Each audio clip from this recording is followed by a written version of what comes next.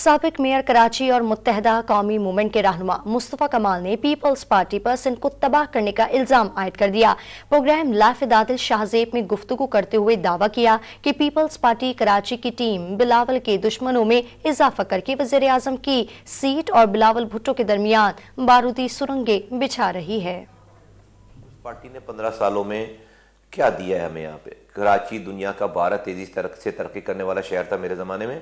आज ये दुनिया के 4 बदतरीन इंसानों की ऑफिशियल रैंकिंग में, worst living cities in the world में कराची का 4था नंबर है।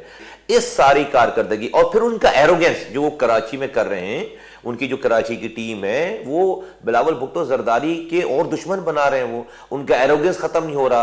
वो अपने काम क्या बताएंगे, वो लोगों को फतह करने के चक्कर में लगे हुए। और मैं आपकी तवज्जो से कहना चाहता हूं कि बिलावल भुट्टो जरदारी साहब ने जिन लोगों के हाथों में सिंध की पीपल्स, कराची की पीपल्स पार्टी खासतौर पर दे रखी है या सिंध की पीपल्स पार्टी दे रखी है, वो बिलावल भुट्टो जरदारी साहब के दोस्त नहीं है, दुश्मनी कर रहे हैं उनके साथ। उनके लिए इतनी मुखालफत क्रिएट कर रहे हैं कि कल को बिलावल भुट्टो जरदारी साहब को जब अपने वजीर आजम बनने के लिए वोटों की जरूरत पड़ेगी, जो कि माजी में भी पीपल्स पार्टी को जरूरत पड़ती रही है, हमारे दरवाजे पर आते रहे, तो इस दफा उनको हमारे पास आने में बहुत दुश्वारी, बहुत परेशानी, बहुत शर्मिंदगी का सामना करना पड़ेगा, क्योंकि उनके यहां जो लोग हैं वो उनके लिए बारूदी सुरंगें बिछा रहे हैं। बिलावल भुट्टो जरदारी के और वजीर आजम की सीट के दरमियान उनके लोग बारूदी सुरंगें बिछा रहे हैं, वो नफरतें क्रिएट कर रहे हैं।